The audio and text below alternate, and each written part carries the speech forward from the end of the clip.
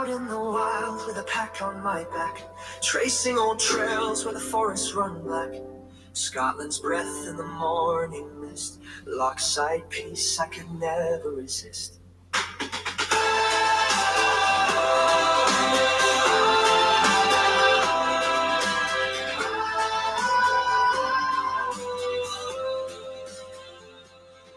Name's Ellie, they call me Outdoor Ellie, sleeping rough in the heart of the valley, under pines with a view so wide, and a bottle of Bucky right by my side.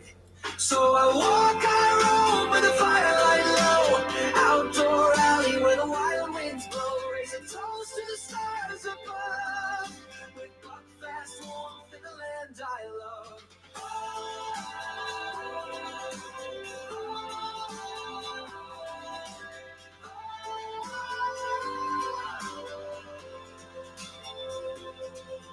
The log lies still and the midges bite, but Bucky burns sweet in the fading light. Boots by the fire, heart on my sleeve, I never want these woods to leave. So I walk, I roam with the firelight low, Outdoor Alley where the wild winds blow, raise a toast to the stars above, with buckfast warmth in the land I love. Through glens and burns over moss and stone, even when I'm out here I'm home. Footprints fade but I'll return to sit by the flame and watch it burn. Outdoor, I hear the night bird cry, with buckfast fire and a starlit sky. One last swig, then let it be. The wild Scottish land is calling me.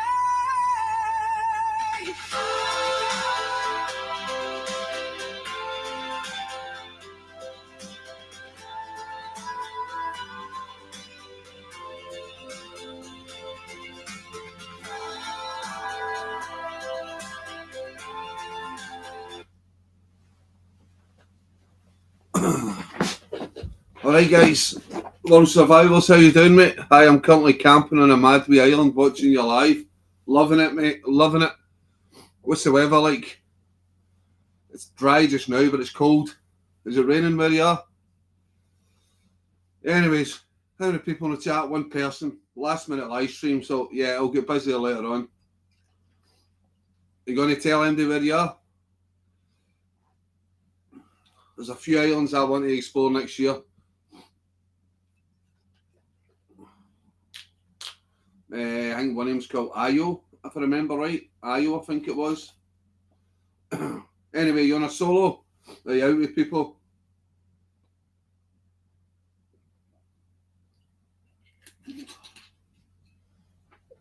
I'll turn the dodgy background music on.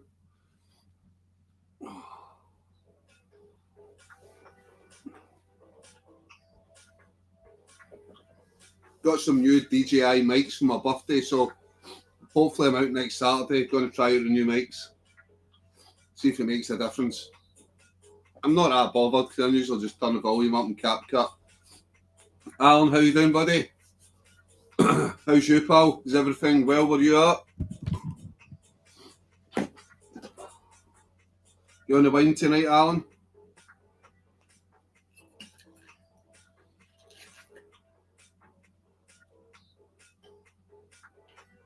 It's been a stressful week at work. Need a drink. Need a drink and a wee chat.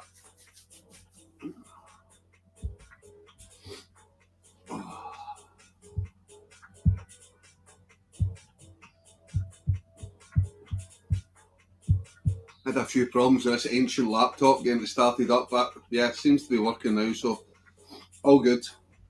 Rushing about, trying to keep the deadline 8:45.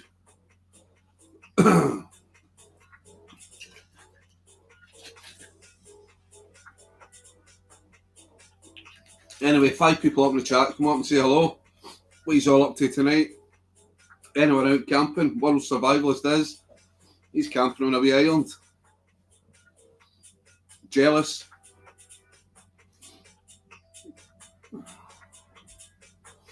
Russell, how you doing? Evening, Ali. Short visit. Hope you're well.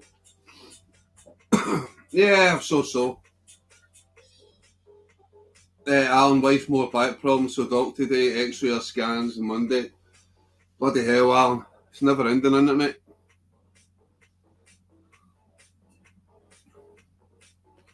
Is she in or out of hospital, Alan?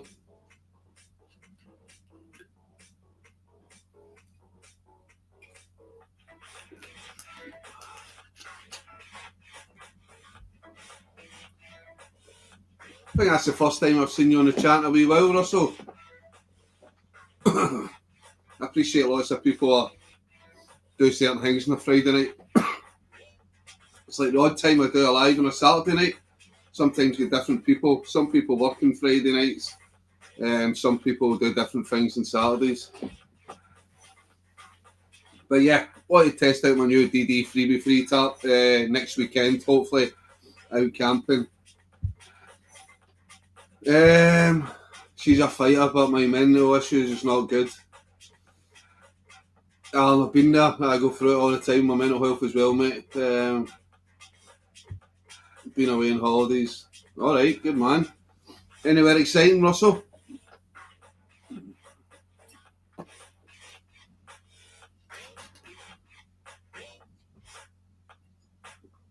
I don't think I've been abroad for 15 years. One, I'm always skint, and two, I don't really. I'm saving up to go to Canada in a few years' time, hopefully me and the boy, but yeah. Cyprus, yeah. I think I was in Cyprus for a few weeks back in the day, stopped over at camp, an army camp in Cyprus.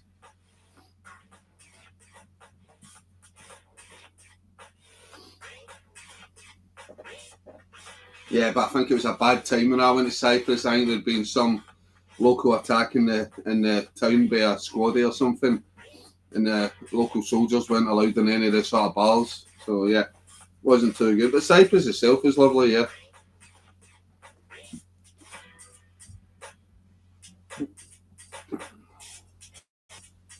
Did you have good weather for it?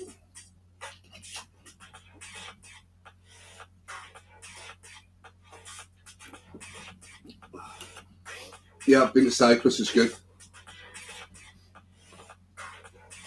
I don't think I actually went outside the local sort of town I was in. I can't even remember, was it? Where was it? Maybe Akateria, I think it was. Such a bad memory, but yeah. I remember it was okay, yeah. I prefer going to cold places. I want to go to Canada, Norway, maybe the Swiss Alps. I'm not the greatest with the heat. Looking over that wall, wow, yeah.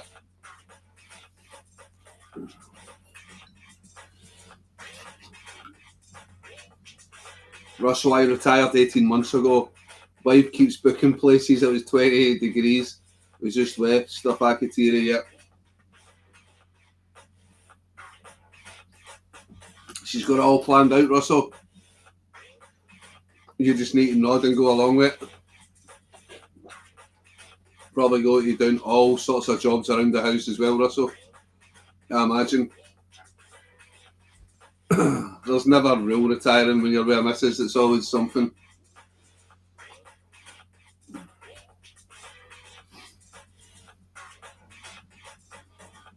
Russell, if you don't mind me asking, what did you work as if you retired? If you don't want to say, you don't need to, it's fine. I appreciate it. I like to keep my job private as well.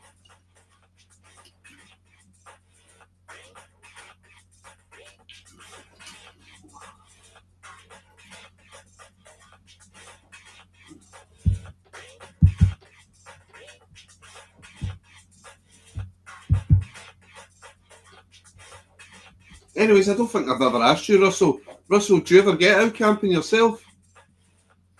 Or do you just like watching the camping? Because I remember before, obviously, I started doing like the wild camping stuff and that. I used to still love watching the videos of the wild camping.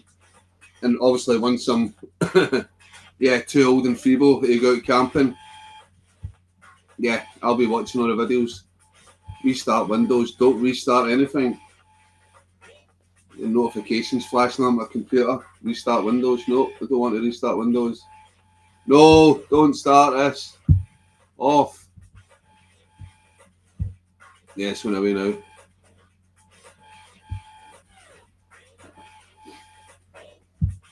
Right, 7 people in the chat. Who's watching? Say hello. Friday night.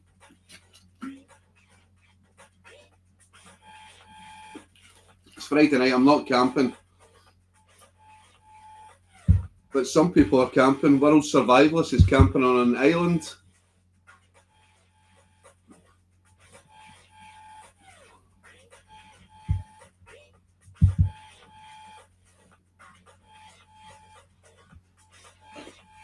Don't know if there's any moderators in tonight, but can any of the moderators, if they can, stick up a link to World Survivalist's YouTube channel, would be much appreciated.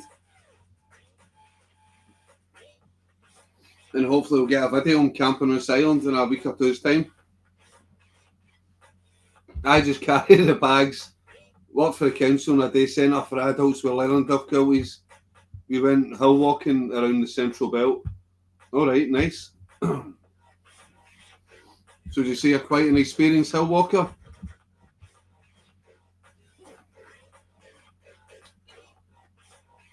I'm camping on an island in my house.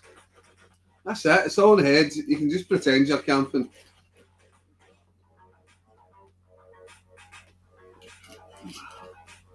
You know, I've camped. I've camped in lots of places. I've camped in caves. I've camped in the hills. I've camped in bloody wolf and bear territory in bloody Canada. You know, one place I wouldn't camp, my back garden. The wolves, not the wolves, the foxes. The noises at night are just insane.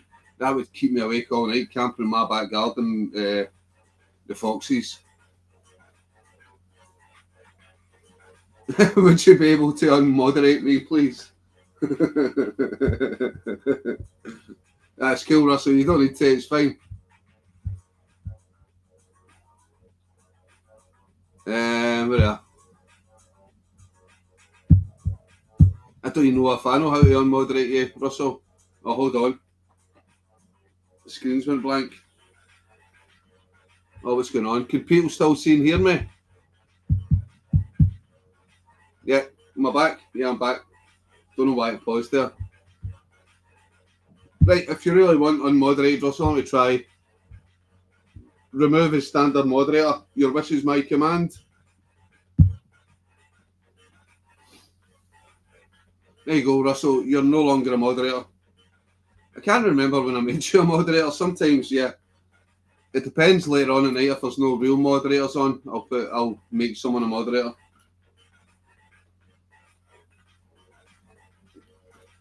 Yeah, but I'm getting very close to 2,000 subscribers now. So hopefully the plan is no bother, Russell. The plan is going out camping next Saturday. Hopefully I'm going to try and get some sponsorships for some prizes.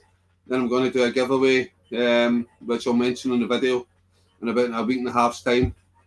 And hopefully that video will get me up to the 2,000 subscribers. Hopefully by the end of the year. I think I'm about 43 subscribers away from 2,000. So yeah, that'd be a wee milestone. It makes it worth it doing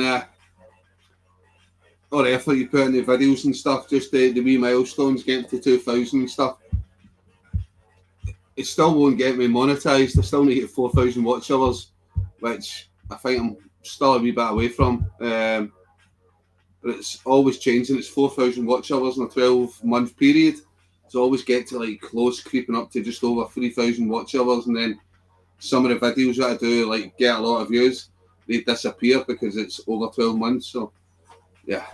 Anyways, 4K more. I wish, Alan. I wish 4K more. Nomads in the house. Good afternoon, Ali. How are you? Yeah, not too bad, mate. I had a long, stressful week at work. Yeah, close to breaking point, but yeah, it's the weekend now, so I'm not thinking about that. Done the Bella course for taking walkers in the hill. All right, so you're certified. How long does that certification last for, Russell?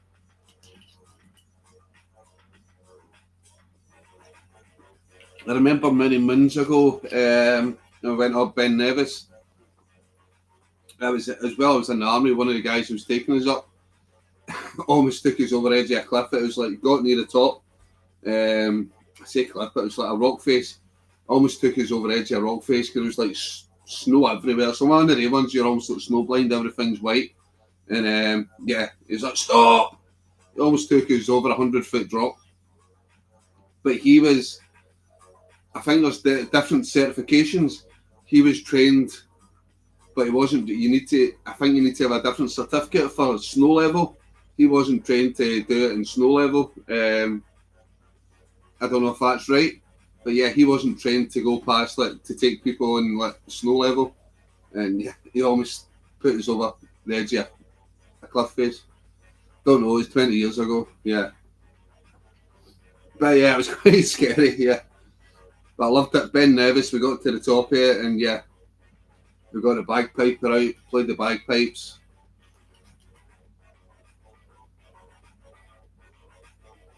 Don't think I'd be fit enough for Ben Nevis now.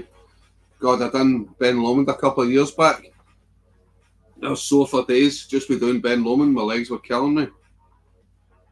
Definitely need to get my fitness up for like doing if you probably noticed in the channel, a lot more. It's got less and lesser hikes in. It's like more roadside camps and stuff. But yeah, hopefully I want to change that and start getting out. I think the last big hike I done was Loch Scully up in Perthshire. It was about a 7-mile hike in. And you know the amount of kit I carry, so yeah, that was a trek, but I did it. I was only trained to take people up to 2,500 feet, which was fine for our guys. Yeah, I think it must have been something similar. Yeah, with the guy who was taking us up, a guy called Gibby, one of the Lance Corporals who was trained in the hill walking, mountain stuff, but yeah, there's a certain level you need to go beyond. It must have been that height, yeah. So I take it you don't do nothing at all now, Russell? You don't really get out into the hills anymore?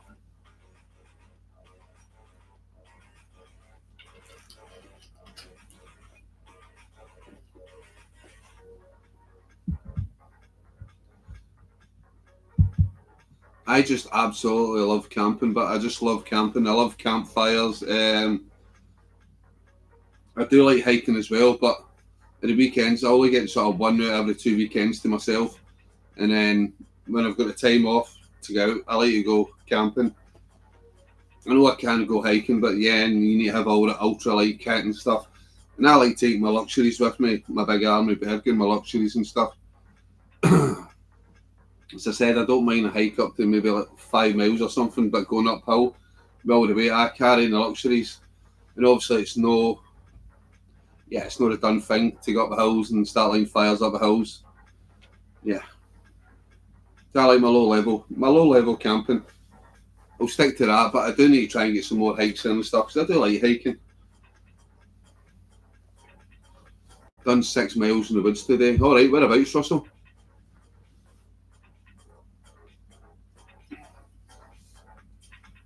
I do love it sometimes just walking through the woods. Not a massive fan of going through like sort of thick pine forest because it just gets eerily quiet and it just plays with your mind.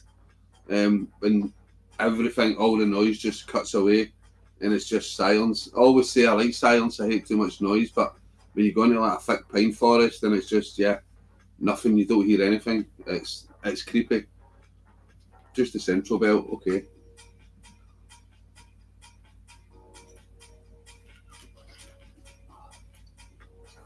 I like finding little walks and woodlands and stuff and nobody goes to. There's nothing worse than, you're walking behind somebody that's walking at the same pace as you, somebody that's got their dog out and stuff, and it's just, it's not for me. I like to just be, myself, nobody else about. The wife dragged me around. Well, that's good. It's keeping you fit, mate. That's good.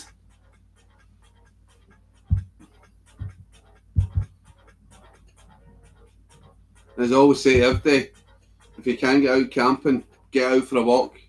Does wonders for the head. Just have a bit of fresh air. You might not realise it at the time, but afterwards you get back in. I've really enjoyed that. Just getting out for the 4 walls for the house. Yeah, it might be a little bit cold, might be a bit windy, might even be drizzly, rainy, but who cares? It's outside. Yeah. We're not meant to be closed in these four walls all the time. Saying that, my house is absolutely freezing tonight. Absolutely freezing when I come in. I've got a boy over with me tonight, but he's downstairs. I said, Dad, it's freezing in here. He says, okay, I'll turn the radiators on.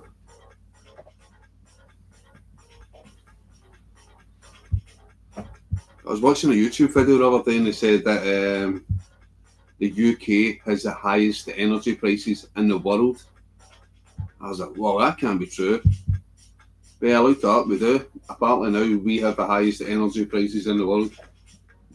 You can imagine what it's like for old age pensioners and stuff. No one to turn on their electricity, their gas, central heating and stuff. Like, question for you, Russell, since you're the main person chatting on here tonight, when was the last time you actually had a camp, Russell? When was the last time you camped out overnight?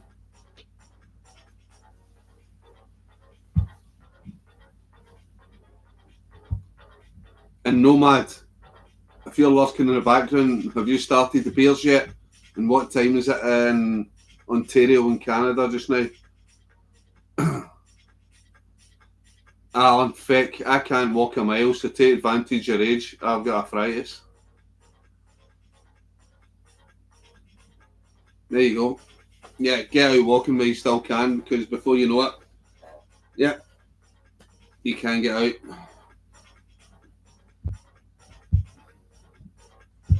Yeah, it might be hard, it might be a push, but there'll come a time when you become that old, disabled or whatever, you'll be like, I can't do that. I wish I'd done it while I was still semi-fit, while I was still fit enough to do it. So yeah, good point, Alan, yeah. Alan can't walk a mile, so he watches me on YouTube sweating it out.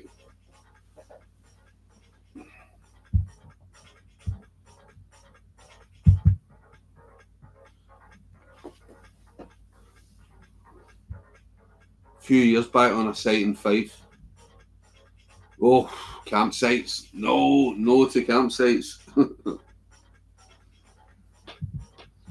I said I'd done that campsite when I was at the Beluga Lagoon concert, and yeah, I don't like people. I don't like people. It's the usual dogs running over and kids running over. Bloody kids up at like 6:30 in the morning, screaming outside your tent, and then dogs barking and stuff. You're like, no, just no.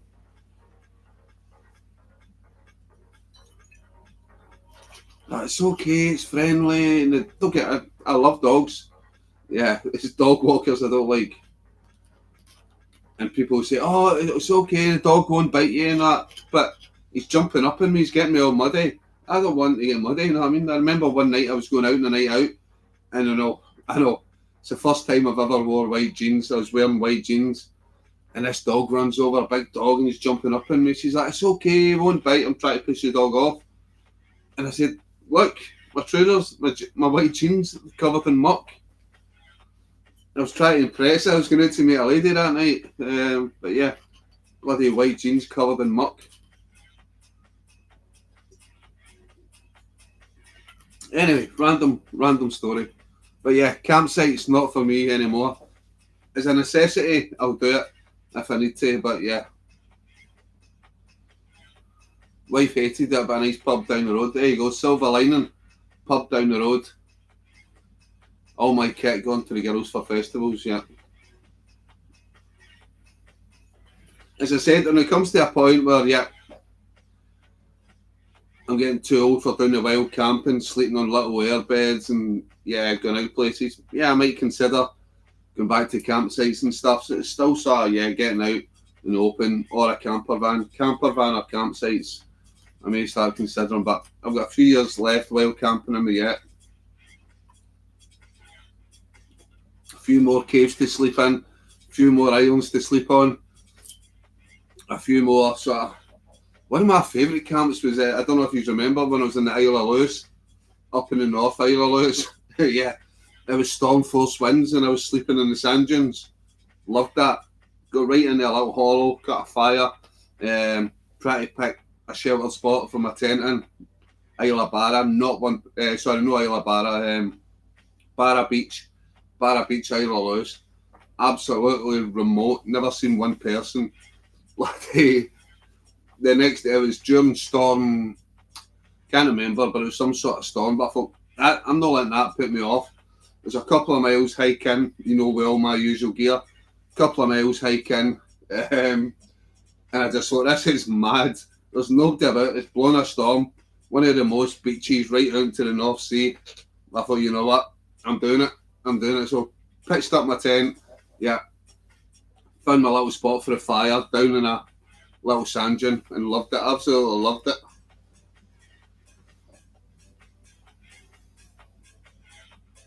Is that the one you chased the cows? No, that was in Isle of Skye. The Angry Cows, that was Isle of Skye. You know the one, the two-part video where I done Isle of Lewis and Isle of Harris? That one. I think it was the first night where I stayed in, yeah. It's the one where I was trying to go to this little bothy, Manchester bothy, one of the most beautiful bothies. It's built into a rock face on the side of a cliff. But I couldn't get there.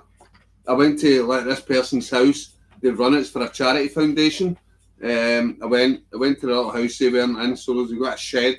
You go into the shed, I put I put a £40 donation in. It just says suggested donation £20. So I put £40 in, and then they gave you directions to walk to. It was 2 miles. You walk over the headland, over the cliffs, but it was 70, 75 miles per hour winds. I was absolutely shitting myself. You could barely stand upright with the wind.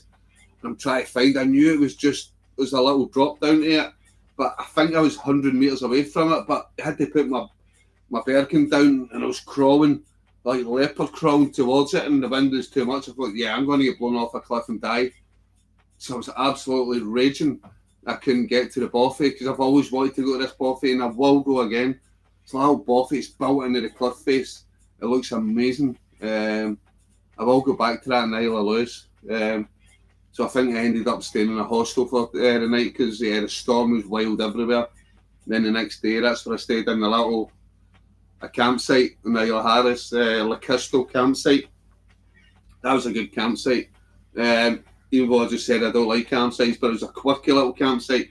That's the one where I got the bothy to myself, and I'm running about with the skulls in my head and playing the guitar, and there's a little fire. Yes, in the second part of the video, that's the one where I filmed myself in the toilet, yeah. That was a brilliant trip. Just a shame the storm never got to the bothy, but the first night, on that beach, I loved it. Yeah, the wind howling, insane winds. Yeah, but I managed to ride down into one of the deepest sand dunes, get a little fire going, and I was happy. Bottle of wine. I think I even managed to do a live stream, can't remember. Evening, Invisible Camper, how you doing? Yeah, we're just talking about the time I camped for a few days in Isle of Lewis and Harris during one of the storms.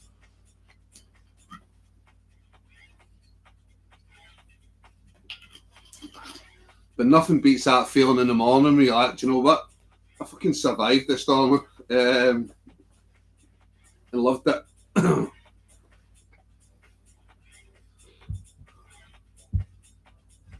Clara Ross, what exotic location is Ali in tonight? I am in my house, Clara. Sorry, it's no live stream from a location. Hopefully next weekend, Clara will be, but next weekend, hopefully I will be live from a secret location. Yet to be determined. Anyway, Clara, how's you, pal? You okay? And Sean, are you out camping tonight? Only one person's come out tonight who's camping. I think it was World Survivalist. I think he said he was camping on an island. I won't tell me the exact location, but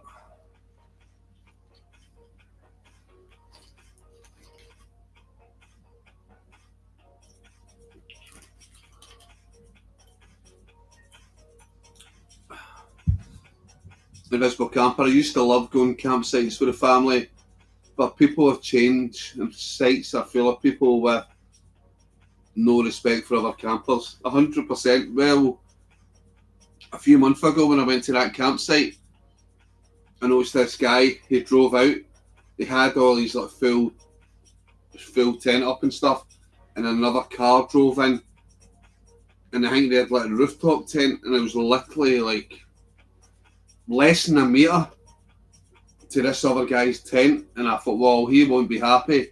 And the guy comes back and they were arguing like, that's the spot where I put my car to leave a gap between the other thing with. Yeah, so they were both fucking arguing. I thought, wow, why would you camp so close to another person, like literally almost touching his tent? Why would you do that? Let's be respectful, keep a gap. And they could have kept a bigger gap on the other side. Then later on that night, they must have made up. The guy put his car in space where he was putting his rooftop tent, and the guy was like, he moved down a few metres. Later on, when I drove by, they're both sitting there having a beer, so they made up. But I thought they were going to come to fisticuffs. I'm great, thanks, Ali. Chilling after a nightmare work week. Clara, tell me about it. I've had one of the most stressful weeks, just close to walking out my work, but yeah. We're all getting made redundant next summer, so there's always that. Oh shit, sorry to hear that, Clara. Fuck. Are you looking for other jobs now?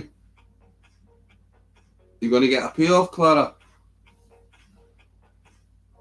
Not out this weekend. It's still shite weather here, and I've got the blues a bit. Hopefully I'll get my mojo back when we get the clear winter weather. Yeah, I know, it's hard to get motivated, isn't it, Sean? It's just shit. I might go camping tomorrow. I know the weather's shit and stuff. And then you get to the next day and then you're like, oh, I can't be bothered packing all my stuff. You need to have all your stuff packed ready. And then so if you do decide to go, you don't need to worry about packing all your kit. Have all your kit packed ready a few days beforehand. And then it makes the decision easier on the Saturday. You're like, my kit's packed. I'm going.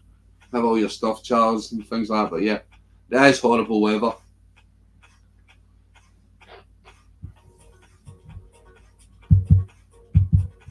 Says, I don't mind camping in the wind and the rain and stuff, but yeah, that is an extra hassle.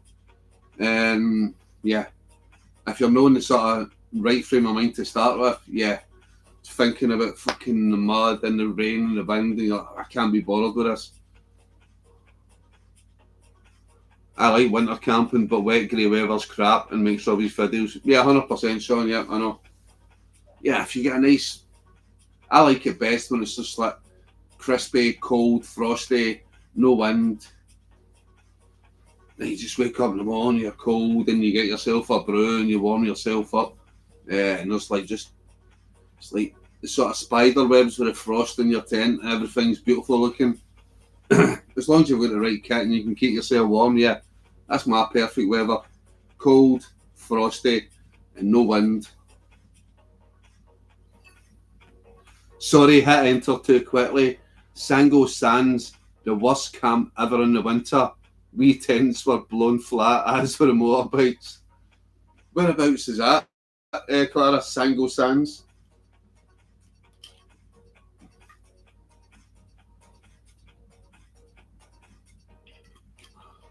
I'm not familiar with that campsite. I take it where that campsite is quite exposed if the tents are getting blown flat with the wind. Durness, right, so Sean, yeah, it's up your neck of the woods, roughly. Durness is always windy in the winter. About as far northwest as you can go, right? So Clara, you're up near Invisible Campers, neck of the woods. No, you're not, he's northeast, but yeah, you're in the north. You're closer than I am.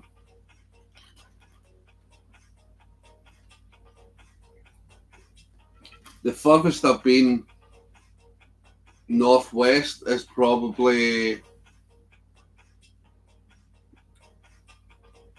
I don't know, I think I've been about maybe 20, 30 miles past Ullapool. It was up to Assynt. Loch Glencoe, I think that's up that way. And then on the other side, northeast, I've been up to Golspie. I think Golspie's the furthest I've been on that way, past Dornoch.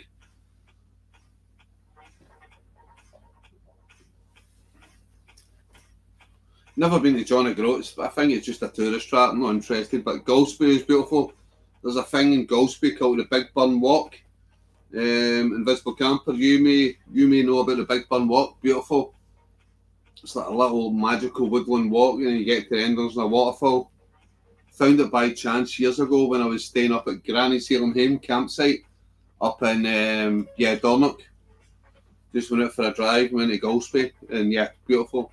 One of the best walks I've had. Just like a magical little woodland.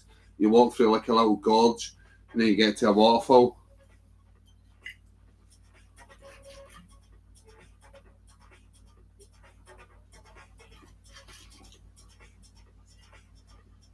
Have you been there, Sean? The Big Burn Walk in Golspie?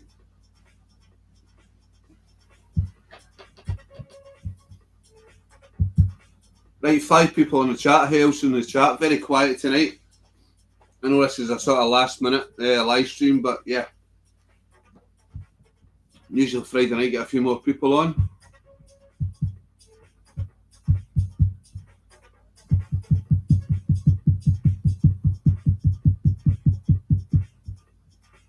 So is that everybody ready for Christmas then?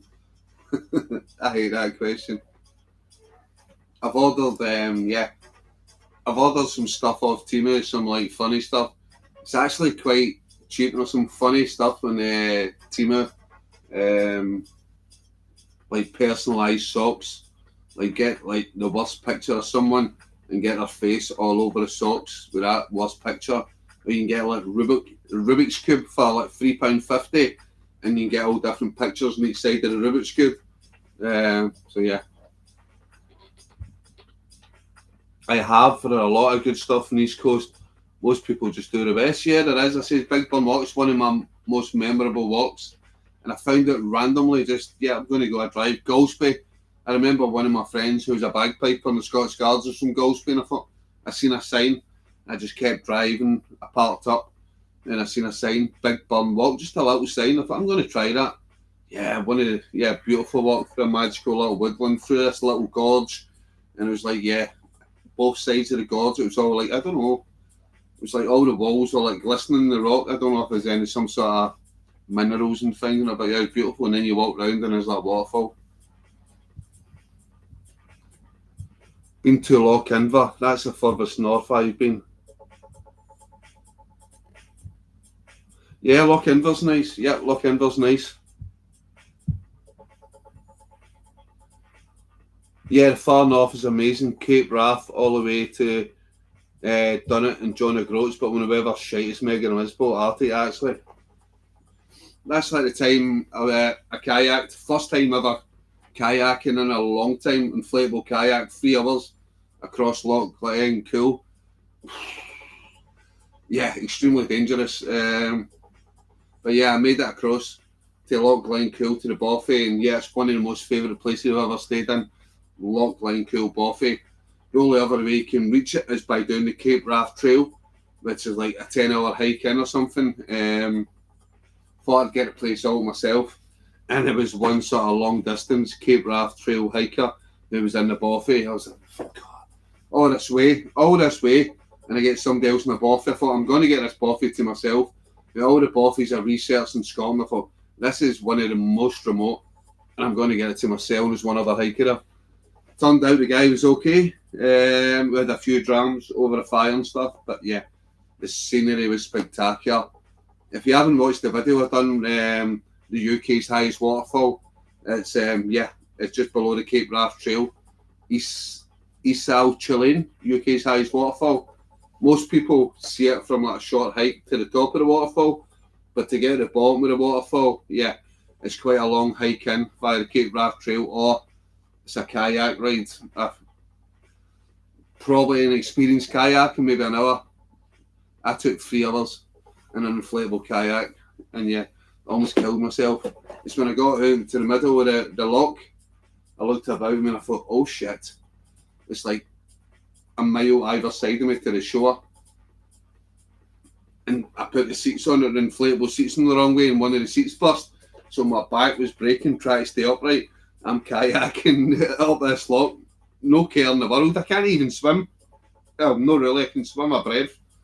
But I thought, you know what? I've always wanted to do it, and I'm going to do it. And you know what? See, I know it might sound dramatic, but even if I die doing it, I'm dying doing something I love and something I always wanted to do. I'd rather do that than sit in some bloody hospital wasting away.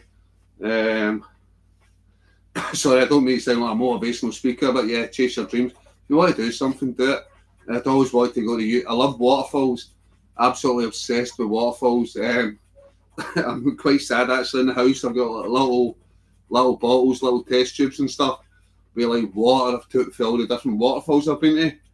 I don't like to show that too much on the channel. I look like a train spotter, but yeah, all the sort of decent waterfalls I go to, you get little bits of water. And I put the name on it. The waterfalls I've been to, Isle, Chilean, and yeah, all the ones in the sort of Loch Lomond area and Perthshire and stuff like that. Sad, I know, but I love it. I love my waterfall. So the UK's highest one. I had to go to it.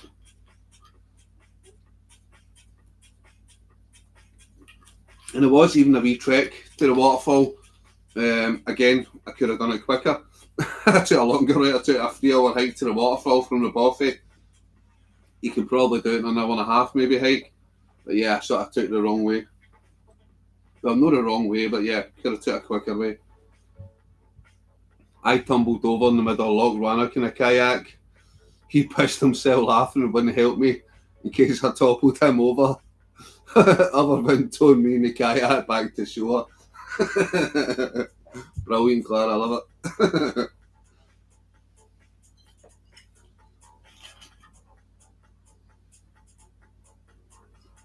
I take it you had your life vest and stuff on, yeah.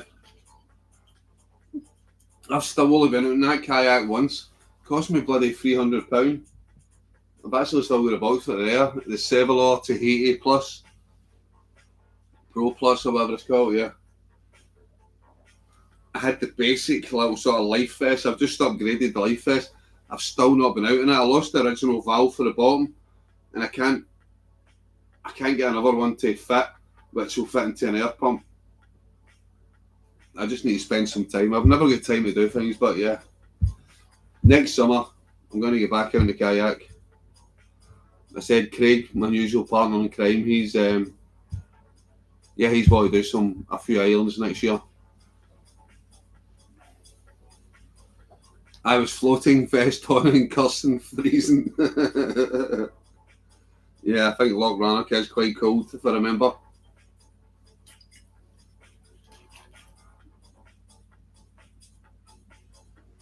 So do you have hard shell kayaks, Clara?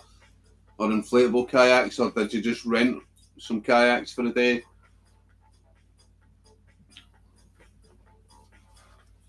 Are you both experienced kayakers?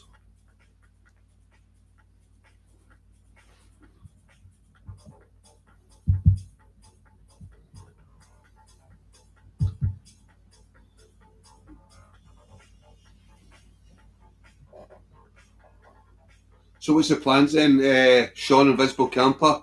Are you out next weekend? If the weather dries up a bit? Same as me, I'm waiting for a snow camp. I don't think I've done a snow camp in the channel, so yeah, really want to get a snow camp in. The thing is, people say it's a snow camp, it'll be freezing. When the snow comes, it's actually warmer than just a normal cold day. It's warmer. The snow's an insulator. Just especially if you snow skirts in your tent, pile of snow up around your tent. Actually, an insulator will stop the cold drafts getting in. Hello, you beautiful loonies. Wolf is in the house. Wolfie boy, how are you doing? It's no point in that, bro. Seamus is in the house as well. Two legends, the Wolf and Seamus, are in the house. Clara, I borrowed a couple of kayaks from friends. I used to teach kids in the Lake District. Also lost my kayak mojo. Used to teach them how to do the Eskimo row and stuff in the canoes. Got COVID, half dead, still in the beer vault. That's why I said you're a legend, Wolf. I'm sure the hops and the beers have medicinal properties for COVID. I'm sure I read that somewhere. Little fly. Why is there still flies in the winter? Fucking fruit flies. Who got plagued with fruit flies this summer? Oh, my kitchen, I was so stressed out, bleaching everywhere. Yeah, fruit flies. Fucking hate them. Anyway, Wolf, how long you had the COVID? Hops are good for you. Exactly, Wolf. That's what I'm saying. Hops are good for you. Fly Island. Does that mean, Seamus? Fly Island? Yeah. Aye, fruit flies were a nightmare this year. Yeah. So annoying. Every night I'd come home from work, my kitchen, the fruit flies, I'd fucking, yeah. I got one of these zapper things as well, but the fruit flies were going right through it, they wouldn't catch them. Hope you recover soon, Wolf.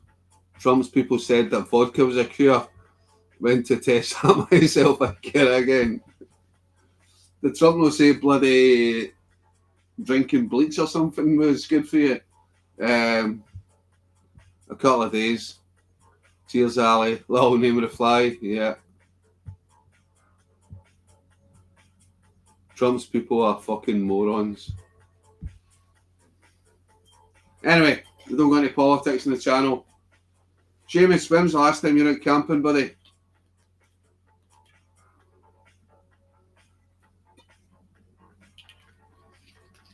Yeah, it was the one, Seamus, yeah. Injecting bleach. Yeah, inject some bleach into yourself, you'll be fine.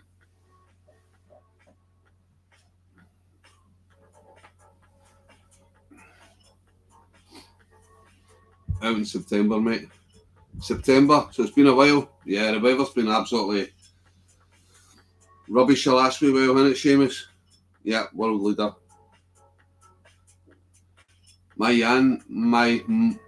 My man used my hairspray to kill the fruit flies fuming.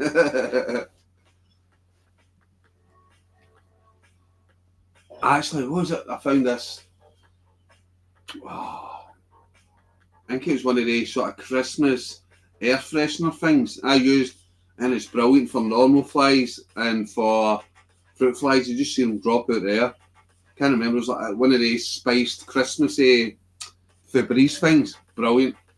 Yeah, flies, normal flies just drop straight out there. But yeah, now it's the colder weather, it's just the spiders in it. You get all the spiders coming in. I said it doesn't bother me. If I've got spiders in my room, I'll leave it.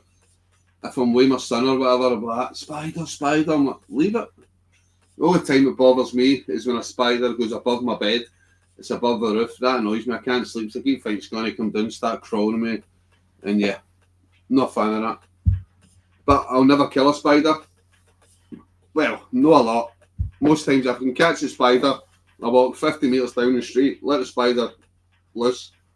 There's apparently if you let it go within 10 metres of the house, it'll come back in. So my neighbours must think, what's he going? A glass with a bit of cardboard walking down the street and then fucking shaking it out with a spider.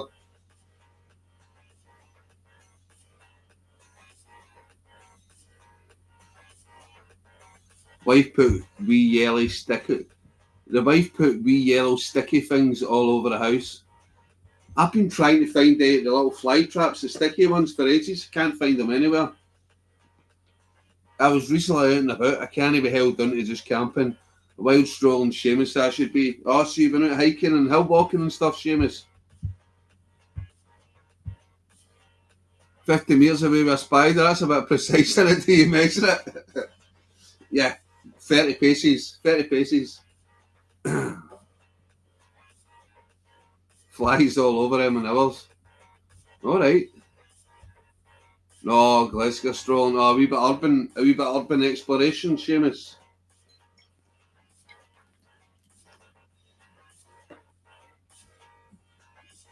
All you need for a bit of urban exploration in Glasgow is, yeah, a flask with your tea, packed lunch, stab vest.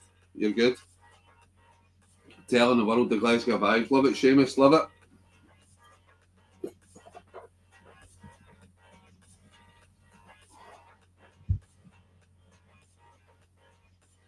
King G 0610 bottle of tonic. You better believe it, King G. I'm sure your man Wild Camp and Seamus will be on a bottle of tonic also. Must have. You know it's a must have. Seamus, how many clicks are there? And a machete.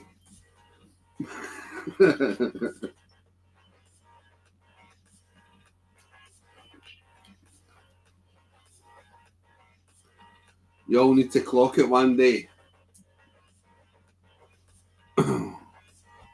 9 cracks. You know it's 9 cracks. You know it's 9 cracks.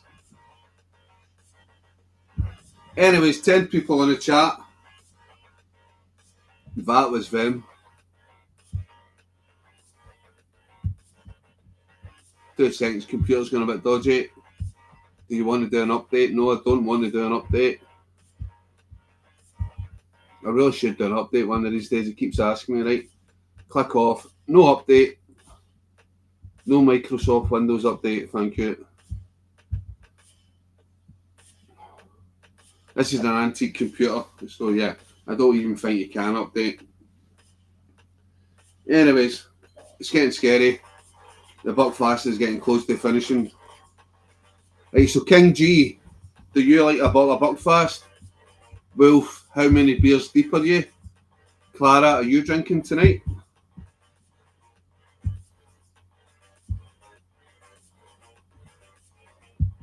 And Russell, what are these wee yellow sticky things you're talking about? You're talking about the fly traps, the sticky fly traps. Shouts out Dixon Myers.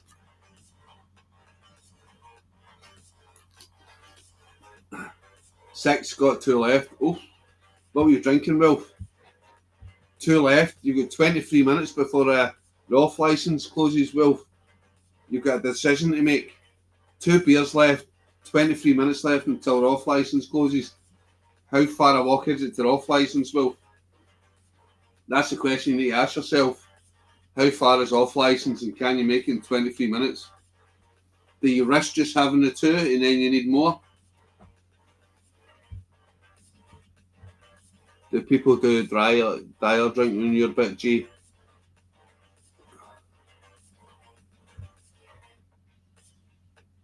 I've not done that in a long time, an old dialer drink. King G, I don't drink anymore, mate. I'm on it, so try maybe one a year. Fair play. Cider and Tenants. I'm not getting off my couch. Fair enough. Shouts out like my balls.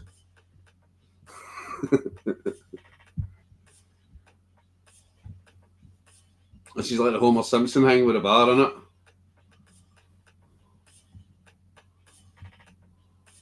Clara Ross, people from Glasgow, Lloyd Dunham, people from Paisley, Lloyd Dunham, people from Johnston. I'm from Elderslie, it's nowhere. Now I live in Edinburgh, so of course I'm drinking. Yes, Clara. I think I've talked about it before. Elderslie, the birthplace, one of 2 birthplaces of William Wallace, supposedly. Not for me, for you. One coming if you want. Folk in Edinburgh look down on everyone. Yep. I'll say that, Wolf, yep.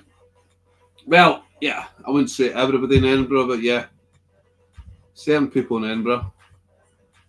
A significant proportion. I know people from Edinburgh, and not everybody looks down on everybody from Edinburgh, but yeah. Edinburgh, the majority are either English people or tourists. And that's not a bad thing. To me it is. They say it's the most Scottish city. It's not the most Scottish city. It's either populated by tourists or English people.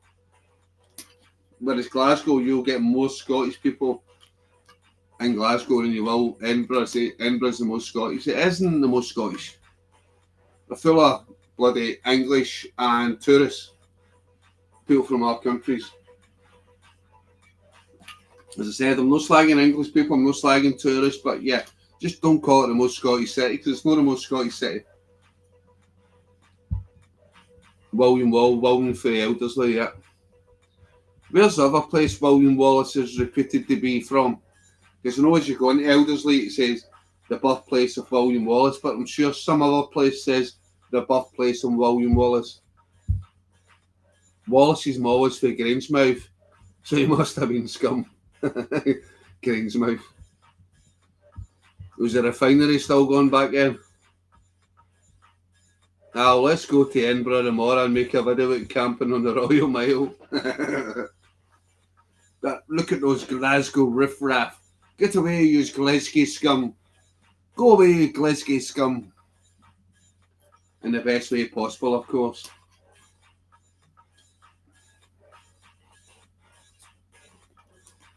That's it. Scum doesn't need to be a bad word. I'm Glasgow scum. I'm Southside Glasgow scum. I'm banned from a castle. Well, right, you can't say a statement like that. You need to enlighten us. Why are you banned from Edinburgh Castle? Were you going up there with a raincoat again and flashing at the tourists? Showing them that wee teeny winkle of yours again? Was that the one you got put in the register for, Wolf? I'm now working in Belliston in the sports centre, Seamus. I'm a south side. I'm on the south sides. Saying I don't stay in the south side, but yeah, I'm brought up in the south side. I remember years ago I used to go to used to hang about Belliston Sports Centre lots of times. John Paul Sigmarsson, the world's strongest man. I met him, got his autograph. Belliston Sports Centre. Used to be a member, Glasgow Club in Belliston as well.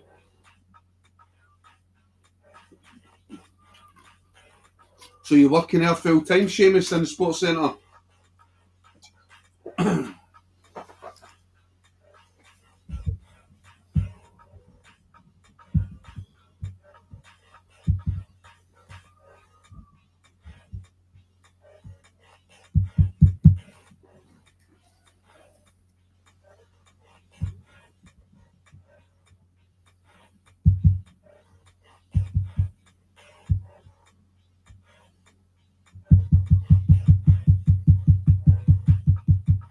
No, bro, 1 gig a week. All right, fair enough. Guys, if anybody's looking for a personal trainer, Will Camping Seamus, he is a fitness guru. Hook up with him via his YouTube channel. Fitness trainer, if anybody's want to get fit. In fact, you do personal training, don't you, Seamus? Clara Ross, my dad was from Maryhill. My ma for a Gallagate, and now I live in Edinburgh. They hate me. Maryhill, I'm not too far from Maryhill myself just now, Clara. The Gallagate, nobody's perfect in Edinburgh. Fan of the bold chair. Aye, bro, yeah. I like a wee bit of share as well. That's a random comment. Why mention about share? Oh, you talk about, yeah, I'm not putting the live music on till a wee bit later, about half an hour or something, mate. The misadventures of the little wolf. I used to do radio journalism and did a bit on the castle, interviewing tourists, got pulled into the office by military police and banned from the castle and every historic Scotland monument for life. Why, you need to go into more detail. What were you saying to tourists? Do you think this is shite? What were you saying? You must have been saying something, what's the word I'm looking for? I can't articulate my words just now. You must have been saying some discouraging words about the historic places from we get banned for life. Like, this is Edinburgh Castle, this is shite. Do you agree? I used to stay in Edinburgh Castle, by the way, for 6 months. In the summer, it was brilliant. I used to go up the skylight. I used to sit on the top of Edinburgh Castle.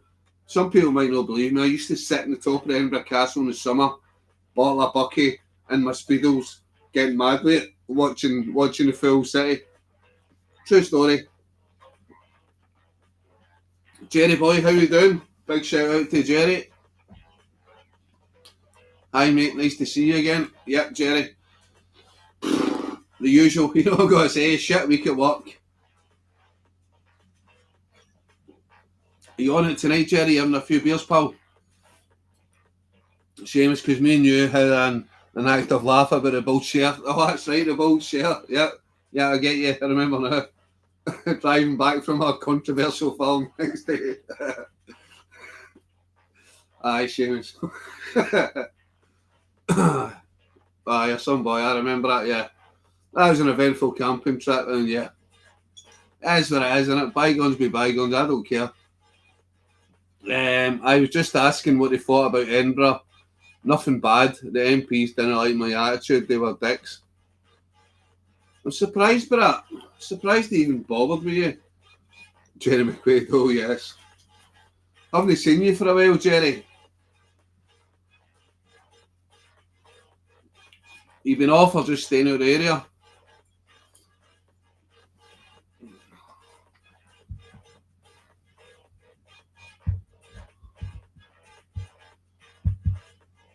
Why have you never told me that before, Wilf? That you were a journalist? I never knew you were a journalist.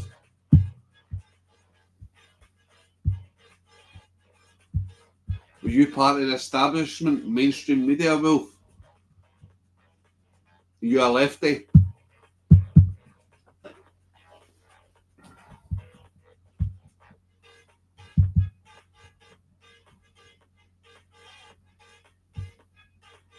Off mate, family bereavement. Jerry, sorry to hear that, pal. Take care, mate, and all the best.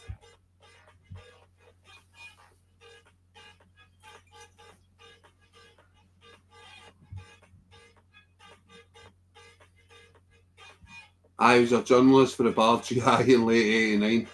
Were you really, Seamus?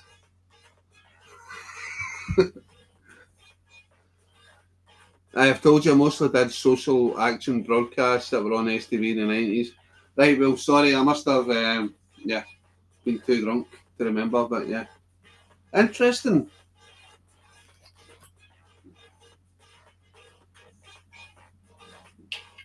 So, why did you give that up?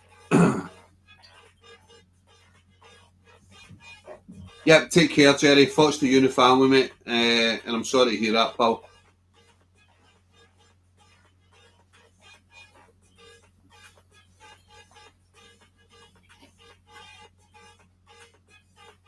Yeah, so why did you give that up, Wolf? Company went bust. Paid us too much, I think. They paid you too much. So did you say the company you were working for were contracted by STV?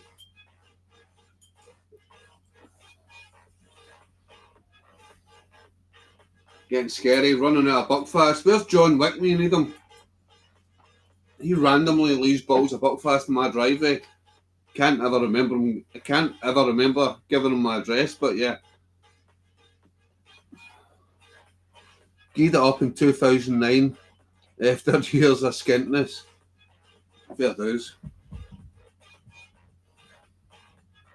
They were an independent media company that sold to various networks, right? Okay. I'm trying to send you a dial drink. Seamus, don't worry about it. It's fine, mate. And you're slinging. Seamus, don't. It's fucking expensive, that dial drink, mate. Thank you so much for the thought, mate. But yeah, fuck it. Don't do it, mate. It's too much money. And I mean that seriously. I'm not just saying that. Don't. The dial drink's always really expensive. Thank you so much for the thought, but much appreciated. Legend. Thanks for that. But yeah, don't waste your money on that. I'm sure I'll have enough. I'll find something, mate. I think I may have another wee half bottle of vodka, some Red Bull. I'll find something to drink. Won't be as good as the old tonic, but yeah. I know you're a fellow tonic junkie. You know what it's like when you run out of tonic, Seamus. But yeah, thank you so much for that. Again, don't bother. The first dial of drink in history. Scranna Brandy, no chance. Well, that's a mega last resort. It's still here, a brandy.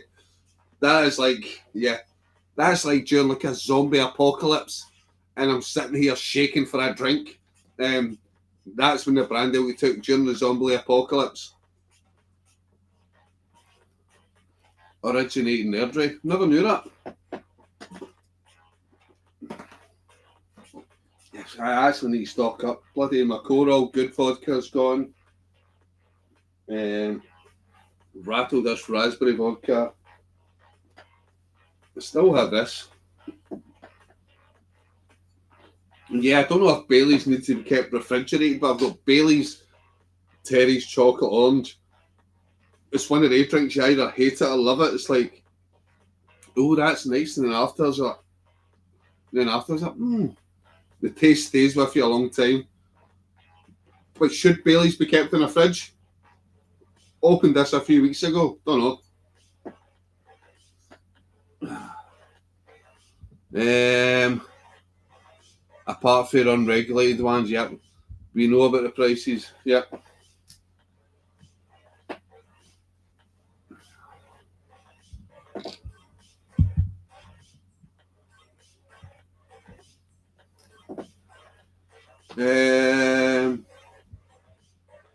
Clara, Ali, I'm a lefty. Your politics don't matter to me, nor should mine to you. You're great in camping and a pretty rare Scottish social media watch for me. Don't blow it, babe. Thank you so much for that, Clara. And yeah, that was just a wee joke. I don't talk about politics. Politics don't come into it. MD loves camping, is camping in here. Some people try to veer me into politics, but yeah, that was a wee slip. Yeah. But yeah, Clara, thank you so much.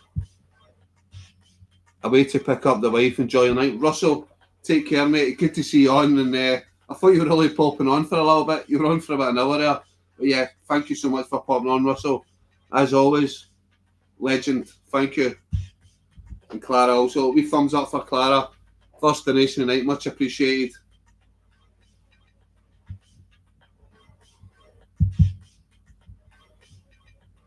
I don't even care about politics. I just care about living my life, being happy and bloody yeah. Politics doesn't do nothing for me.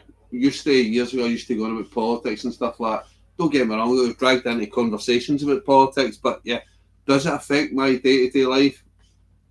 No, really. Whatever party's in, it's just you still need to go through the same grind, the same mental turmoil. And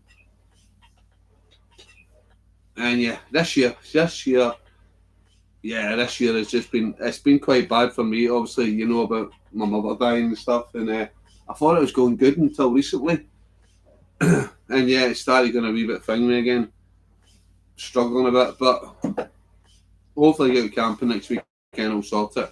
That's my wee escape for things, getting out camping. So yeah, politics is dangerous. That's like I go in group camps with people like Wolf who goes on there, and a few other people. Seamus is going to camp with me and that. And yeah, the usual people go group camping with Wolf, Craig and stuff like that. We don't talk about politics. Half the times I don't even know what other people's politics are who are going to group camp me because we don't talk about them. Because politics always causes arguments. And yeah, life's too short for arguments.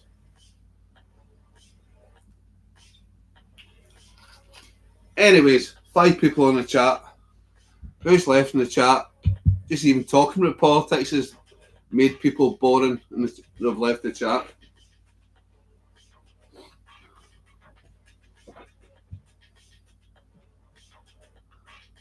We wind each other up about politics for a laugh, doesn't go further than that. Yeah, maybe sometimes, but we all know where we stand on it.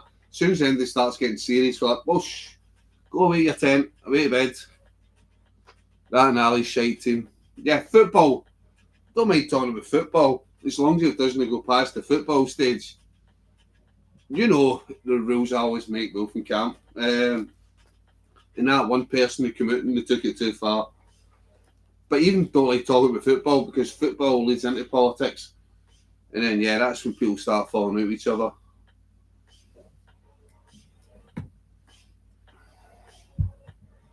But yeah, that's the west coast of Scotland for you.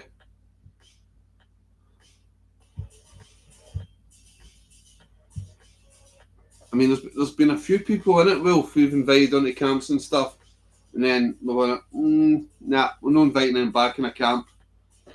You can just tell with certain people who are, they just want to enjoy nature and go out camping. Then there's other people who, yeah, we a little drink in them and stuff. You need to be able to have a drink in you and still, I don't know what I'm looking for. Just be peaceful, just be respectful of others, just be respectful of people around you when you're out camping.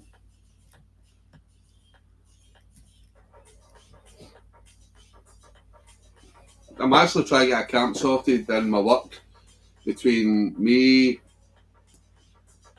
and about 5 other boys. In a sense, quite a diverse group. You know what I mean? I've got an Indian, I've got a Pakistani, I've got like, a couple other boys like Catholic, Protestant, whatever you want to call them. Yeah, it doesn't matter. I said we go on camp. We don't talk about politics. We don't talk about religion.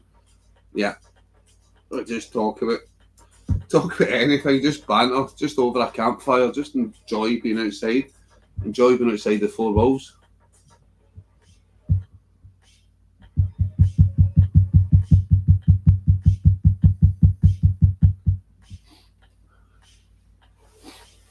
So you talk about my shite team anyway, Wolf. Anyway, 5 people in the chat and everything's been really quiet. Wolf, did you see what I got? I don't know if you're on last week. My boy got me this DD 3x3 tarp. So hopefully next weekend, I'm going to be out using that. I haven't got round to sort of try to fix my 4x4 DD tarp. So yeah, it's black, but I prefer the green. But yeah, I don't know if you're on last week, but I was saying my boy was listening to me in a live chat one day, and he heard me say I really wanted a DD 3x3 tarp, and he got me it for my birthday. So that was brilliant. How brilliant is a campfire chat with some booze and new friends? Got to be one of the best things in life. Love it, Clara. Nothing better. Give me that over a pub any day, Clara. Just getting to know somebody over a campfire, having a wee bit of a laugh, maybe later on. If everybody's up for it, a few drinking games and stuff. Yeah, I love it. People playing their music and stuff, yeah. Ferret Weasel, when was your birthday, Ali? It was last Tuesday, Ferret. I don't mean to sound anal, but the name's A-double-L-Y.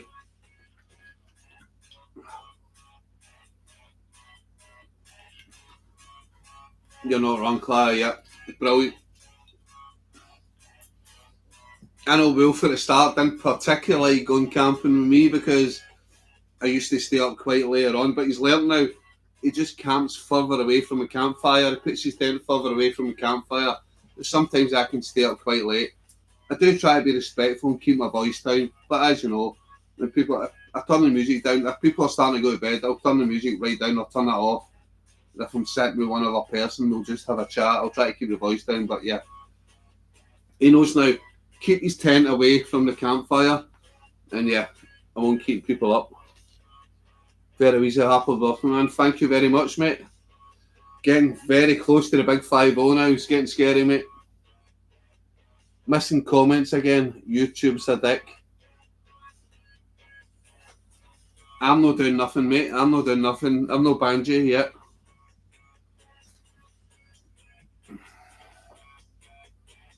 So, Clara, when's the next time you're getting out camping? And that's what I feel sorry for the people down in England.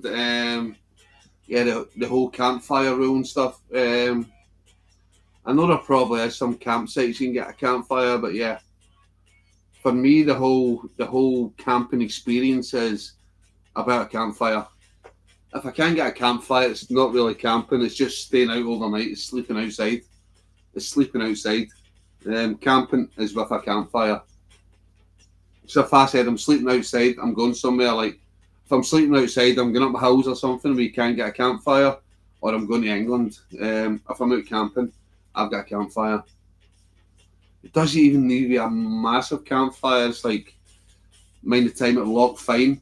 I had the smallest little fire. It was like the most pathetic little fire ever. But just being there myself, solo, it's like, I put a little sort of a few words up on YouTube a few weeks ago. Can't remember the words now. Was there a campfire shares its light, warmth, and companionship with me, and in return, I share my hopes, ambitions, and dreams as I sit mesmerised by its flames. And that's the way it feels like. With a fire, you don't feel so alone.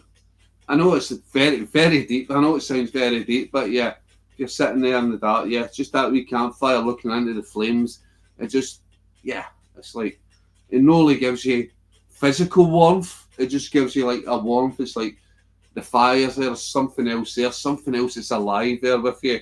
It's weird. I can't put it into words, but it's like companionship. There's a fire there. And that's a primitive thing going back to it since caveman days.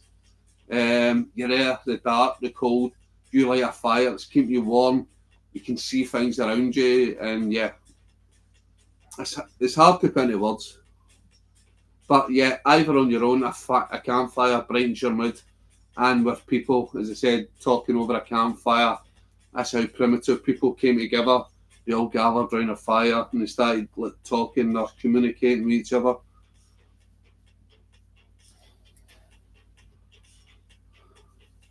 If I do a solo, I never have a fire. That's for sitting around with mates. That's where I disagree with you. I like a fire even sitting myself. Whether it's warm or whether it's cold. But each to their own. All depends as well. Even a wee fire in my tiny titanium stove will bring other people's together. That's it. It's just the flame. It's the flame. Whether it's a few flames or whether it's lots of flames, yep. It might not give you much warmth. It might not even give you a lot of light, but it's a focal point. It's a focal point for people to gather, as they have done from the beginning of time. It's a primal thing, as I say, it's a primal thing.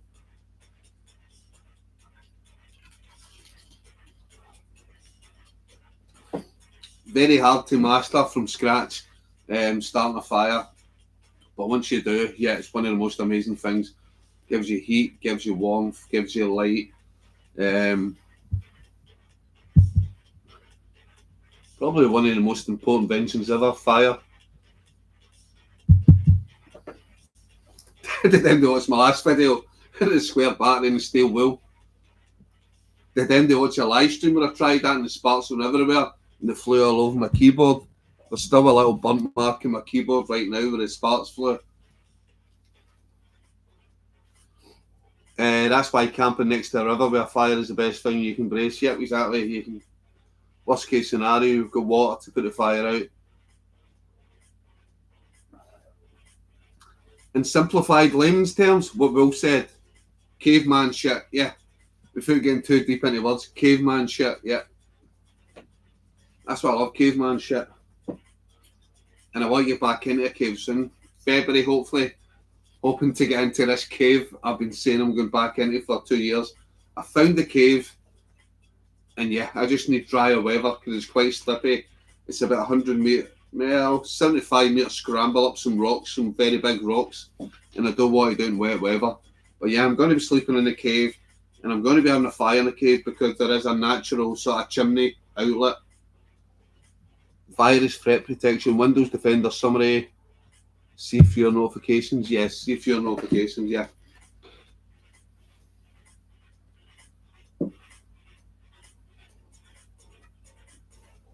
We're definitely going to try the battery and wire wheel thing next time out. I may not be back. Clara, get some tampons. Super heavy duty flow. They're thicker. I'm not even being crude. They're thicker. Get them interwoven with the steel wire and get the steel wire off Amazon. Get fine steel wire and interweave all the cotton wool for the tampons in it, and then find a little bit with the wire sticking out. Put a battery on it and it'll ignite. If you want your fancy, put Vaseline on the cotton wool.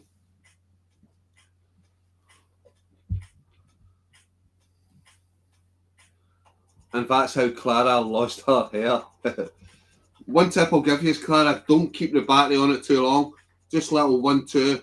You keep the battery on it too long, the battery starts getting hot and it could explode. So yeah, couple of seconds most, then another part, couple of seconds. You keep the battery on it too long because you're basically short circuiting the battery. So yeah, it will explode if you keep it on forever. So yeah, couple of seconds. Vaseline and tampons, that's how Clara lost her hair. Yeah. Vaseline, tampons and batteries, that sounds, yeah, it sounds a bit dodgy.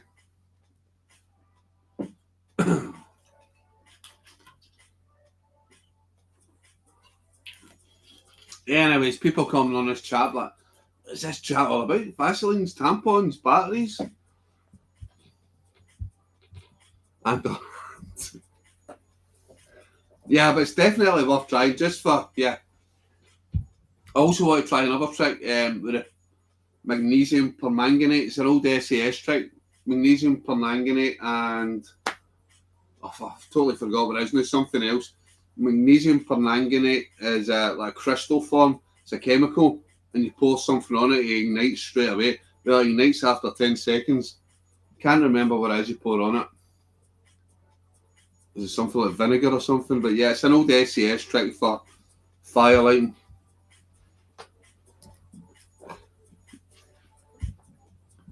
So yeah, although it's like extremely unlikely you're going to get the ingredients come together, if you're in a plane crash and you find some batteries, you find maybe some cleaning stuff, steel wool, tampons, you'll find some tampons for your luggage, yeah. Magnifying glass, but if you're in a hot country, magnifying glass is always going to be your number one if you're in a hot country for getting a fire started. Somebody's got a pair of glasses, or even just some normal glass, you can magnify the sun, get heat and some dry tinder. But obviously in the colder, greyer countries where you're not getting a lot of sunlight, yeah, you need to look to alternatives. Like you can even use phone batteries. You can use a pencil battery if you get tinfoil or some sort of foil, but you need to put it to each end of the battery and then place it to some sort of tinder and you will get a spark. So if you were to get tinfoil and a pencil battery, one end to the other, and then put it to something that will light. So it's not just square battery, it's easier because it's got both terminals. It's got a negative and positive terminal in the same side. But yeah, with a pencil battery, you need to have actually metal touching both sides and reaching the tinder. I've actually just ordered a new flamethrower. I think that's been 10 videos now without my flamethrower. I'm getting my flamethrower back. I've ordered that off Temu, so Ali and his flamethrower will be coming back to you. Magnesium is explosive, not even with water. Yeah, magnesium permanganate is it's safer. I can't remember what it is that ignites magnesium permanganate. Fucking something. What is it? That's is it bicarbonate of soda? I can't remember, but it's the two ingredients which usually light it. I think it's magnesium permanganate and bicarbonate of soda. Push, leave it a few minutes, it starts lighting. If you put that at the bottom of your fire, add some bicarbonate of soda on your magnesium permanganate. But beware, on eBay, there's some low grade magnesium permanganate, which I think I bought, which is shit. Didn't really work too good. You need to get some high grade magnesium permanganate. A lighter is also useful. The best fire starter is a lighter. I know these people, they've constantly got their ferro rods out on YouTube and stuff like that. I'm like, yeah, I can do all that shit, yeah. But why make it hard for yourself? You got a lighter? Best fire starter in the world. Carry a few lighters. I do carry waterproof matches as well. The old army waterproof matches. Waterproof, windproof, always carry them with me as well. I carry far too much with me, but yeah. I said I usually carry a lighter. If that fails, I said I've got the waterproof army matches. If that fails, I usually have my jet oil thing. That's got a spark on it, light. I can get a light from that. And then after that, I need to start getting into crazy stuff like obviously magnifying glasses or rolling style, the battery and fucking. I will never ever do a bow drill. Tried to do it once in the jungle in Kenya. It takes far too long. You need a certain type of wood and a fucking lot of patience and a lot of skin in your fingers. Your skin will start blistering. You need to find the perfect sort of type of wood for a bow drill. And if you're in a certain forest, yeah, you're not going to get that certain type of wood. You'll be there for hours and your hands will be hurting. Modern technology, you've got phone batteries, you can snap up, use your battery for electricity.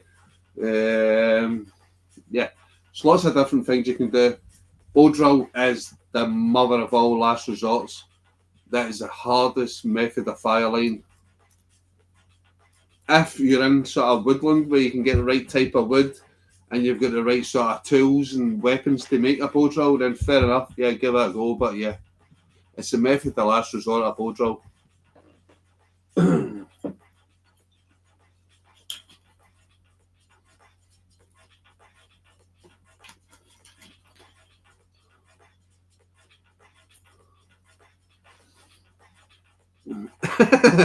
In Scotland, just grab a sheep and stick it against the electric fence, fire and dinner in one. Yeah, well, there you go. I know that's funny what Wolf was saying, but yeah, there you go. You're out in the middle of nowhere. You've got a farmer's fence. It's electric. Use that electricity. If you've anything metal, get it connected to the fence. Get it connected to dry tinder. You will create a spark. Use the electric fence to the advantage. But if it comes to it and you're a farmer's field, you're stranded, the first thing you'll do is you'll follow that fence and try to find safety. You know it's going to lead to a farmer's house, hopefully. But if the farmer's no in, use the electric fence to your advantage. Use that as a fire source. Use that as a spark. It's all about thinking outside the box. Use the electric fence to create fire. If the electric fence doesn't lead to the farmer's house where you can get safety. Mutton. Lamb kebab, wee kebab, and you're at camping. I like it. I remember years ago when we used to go into foreign fields with electric fences. What we used to do is we used to play a game. Everybody would all hold hands around a circle, and then the last two people would hold on to the electric fence. So the electric current would run through all these, and the first person to shite themselves and let go of the electric fence, they'd be the ones that get electric shock because they're breaking the circuit. So you'd get one young guy back, oh no. You'd only feel like a wee surge going through you, the electricity going through you. But the first person to let it go, they would get the main shock. So the first person, he'd shite it and pull away from the circle, he'd get the shock because he's breaking the circuit. He'd get most of it. He'd be like, ah! Funny. Good wee game to keep yourself occupied in between worrying about getting killed, but yeah.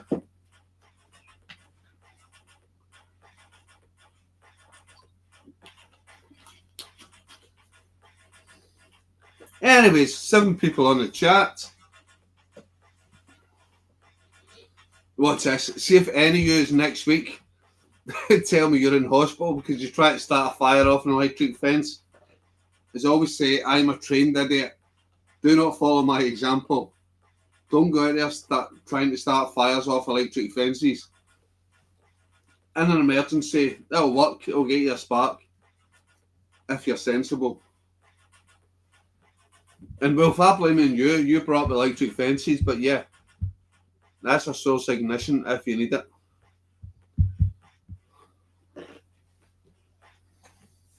Yeah, anyway, time is 10:15. We're probably going to stay on this chat for another quarter of an hour.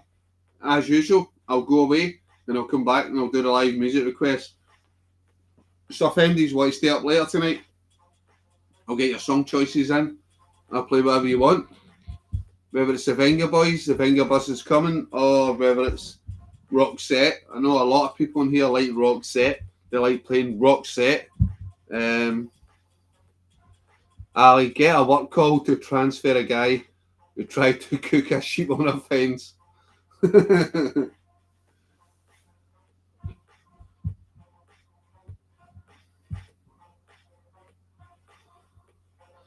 What subsection of the British military training manual is this in? That's subsection 4. That one, Clara, it's in that one.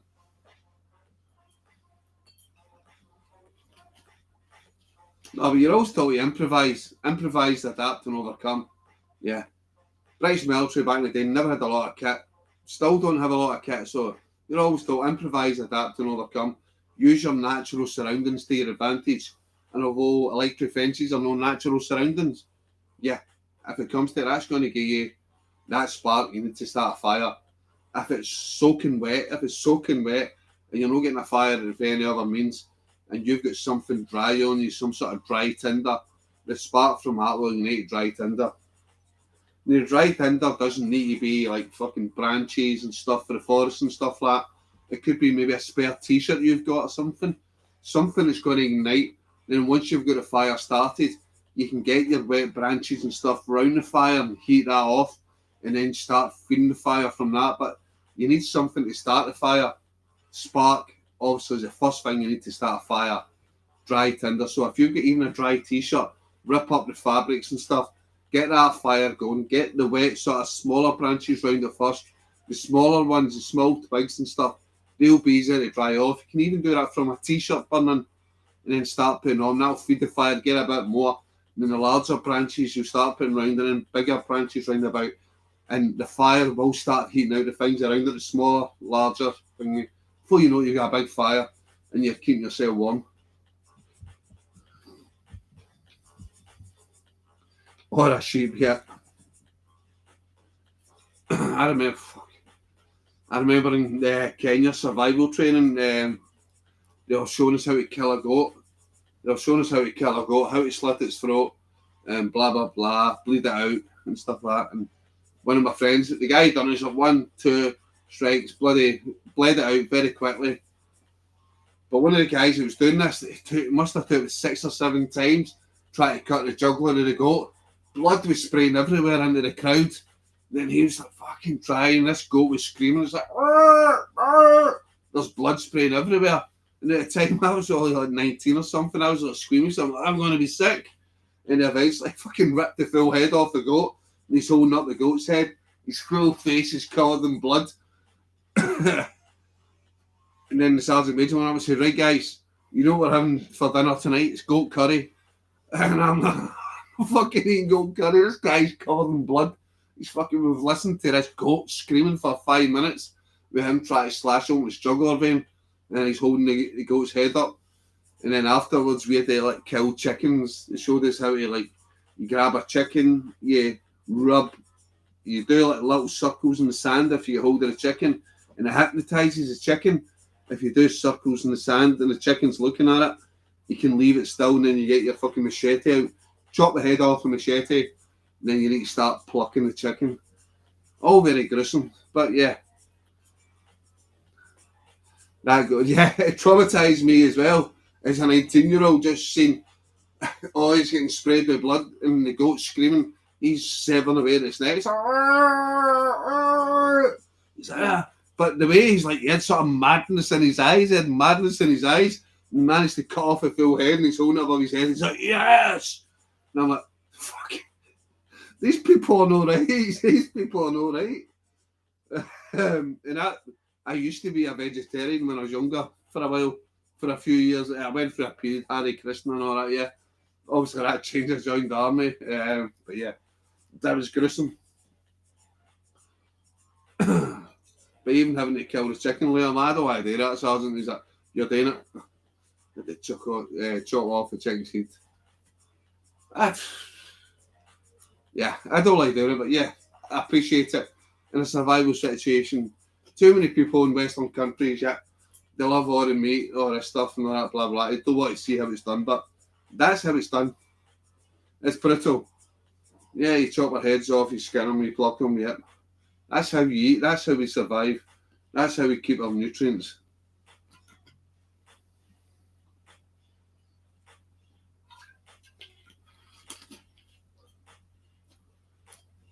But I'm not a vegetarian now, but I don't eat a lot of meat. I don't eat fish. I don't eat chicken. I think basically the only meat I eat is beef. Beef and that. I don't eat sliced beef. I eat mince. a bolognese or something I eat. So beef is all meat I'll eat. Don't like bacon or anything, but yeah. Square sausage, long sausage, love long sausage.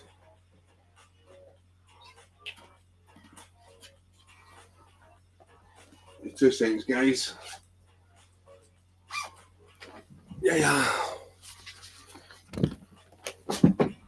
Yeah, I'm going to cut off the live stream in about 5 minutes, but I'm going to be back in about 10 minutes after that.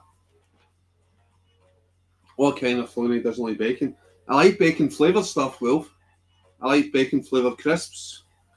I like bacon flavoured anything, but just, yeah, bacon, I don't know, it's the big bits of fat that put me off. Just gives me the bulk, the white bits, the fat. Anyways, if Andy's going to be back on in probably 15 minutes' time, give me song choices just now and I'll put some song choices on for you.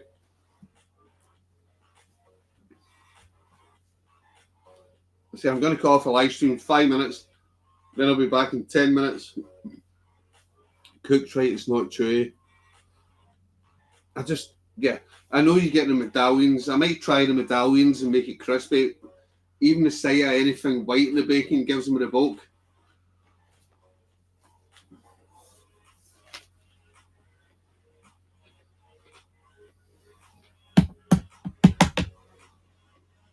Right, does anybody want any song choices? I'm going to be back in 10-15 minutes. If anybody wants a song choice on, I said I'm going to cut off for 10 minutes. And I'll go to the little boys' room. I'll come back and I'll play live music. Any music you want. There's 7 people in the chat. Give me your song choices and I'll play them when I come back. Roxette, Dress for Success. You're a legend. Wolf, you are a legend.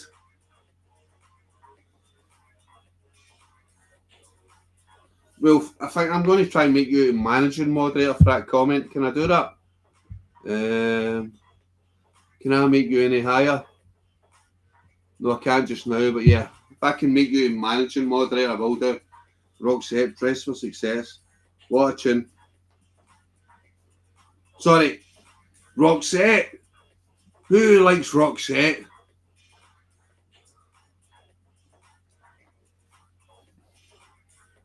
Does that mean I can ban you? I think it can if I make you to managing moderator. I think it does.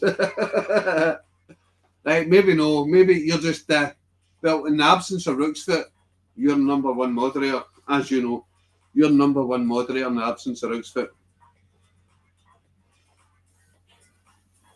Right, anybody else want a song choice on? I'm going to be going off a live stream in 5 minutes. I'll be back in 10 minutes after that. 5 people. Is there anybody talking? Clara, are you still there? That would be an interesting scene. Sorry, I banned Alex. Wolf, do you remember during COVID? I actually did a live stream with just my chair and I put a sign on it saying, sorry, Ali has COVID. He won't be on the live stream tonight. I was downstairs in the living room and there was still like 10 people on the chat talking to each other.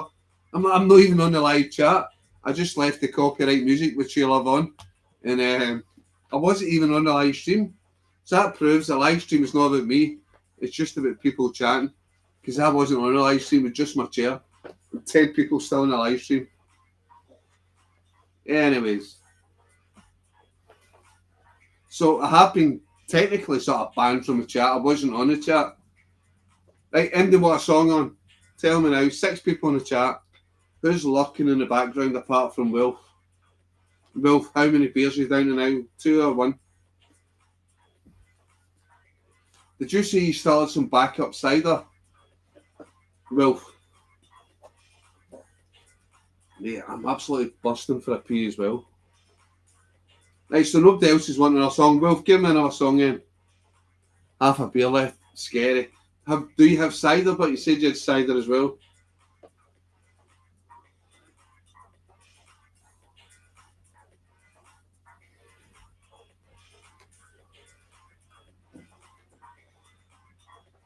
Cider is gone. Oh, crazy. In tribute to your poses. Clara. I fucking love that song choice. I love it. Oh, I love it. Love it, Clara. Never Can Tell, Tune.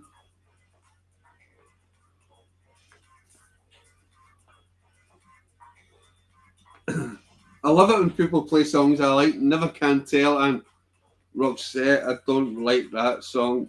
Stuff it. I do like it. Roxette. Everybody knows that's my guilty pleasure. Dress for Success. Never Can Tell. Love it. 2 songs to start with. Been a mental stressful week, but I love your song choices, guys, and I love the vibes on the channel, so thank you. I know there's only 5 people on it. Clara, love you, legend. Wolf, you know you're a legend. If there's anybody else lurking wants a quick song on before I cut off the live for 10 minutes, please do so.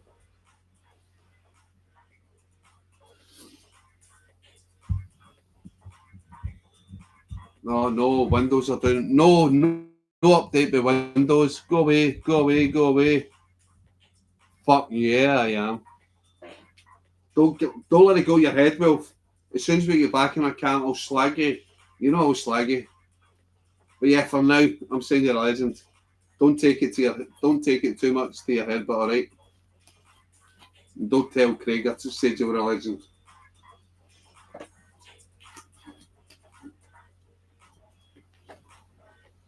Right, okay, guys, I think I'm going to go because I'm absolutely busting for the toilet. Unless there's a last request song choice from any of the lurkers in the background. As it stands, when I come back in probably 10, 12 minutes, going to get a hat that says Alice, I'm a legend. Probably getting Timu for £4 mil. Yeah. And wear it on the next camp. Right, guys, I'm going to go, right? I'll be back in about 10, 12 minutes, so keep an eye on the chat. I will put a wee preview up. Yeah, I'm going to go, but Clara, Wolf, legends, and I will be back shortly.